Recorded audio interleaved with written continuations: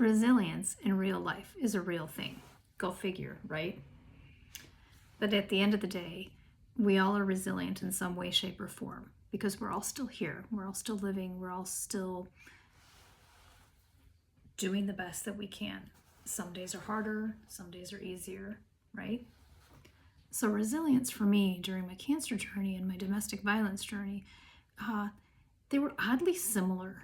And it was the simple things that showed me that I was being resilient through it. Getting up in the morning, brushing my teeth, taking a shower, allowing myself time to breathe, allowing myself to cry, allowing myself to feel the pain. You know, resilience doesn't mean you have to be strong all the time. Resilience doesn't mean that you have to just muddle through things and just keep moving forward. You can be scared and you can be strong and you can be resilient all at the same time. Those three things definitely can coexist. And so resilience through a cancer journey to some may look different than resilience through a domestic violence situation or a sexual assault situation or a grieving situation, let it be husband or parent or sibling or child. You know, we're all resilient. How can I put that? Like we're all resilient, period, end of sentence. And for me, during both of those journeys, like I said, it was the simple things.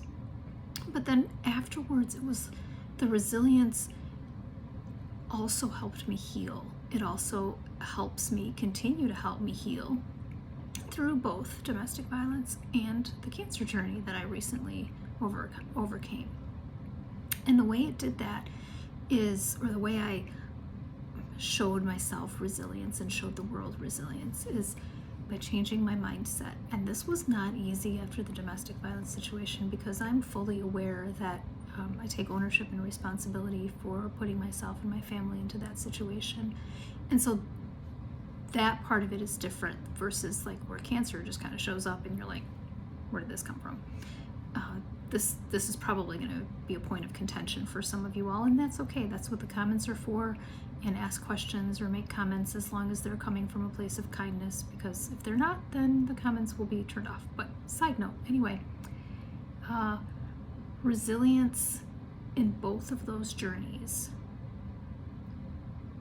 showed me that I can heal, showed me that I am worthy to heal, showed me that I'm worthy to love myself enough to allow myself to be resilient, to heal, if that makes sense.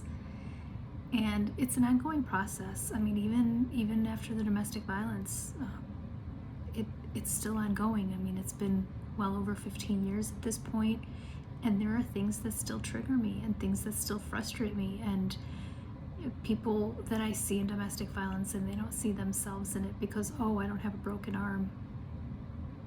Yeah, so anyway, resilience has taught me to be kind to myself, to be kind to others, to help in the ways that I'm allowed to help. And it's the same thing through the cancer journey as well, because not everybody, even when they're in the cancer journey or over it, they don't necessarily want the help and they're not open to it, and that's okay. That's their journey, and there's zero judgment there. But resilience looked oddly similar to me, in both the cancer and the domestic violence situation, which really caught me off guard because I didn't think that the things that I learned through the healing process with the domestic violence were going to impact me so much through the cancer journey. It's kind of cool. Anyway, resilience in life is a real thing.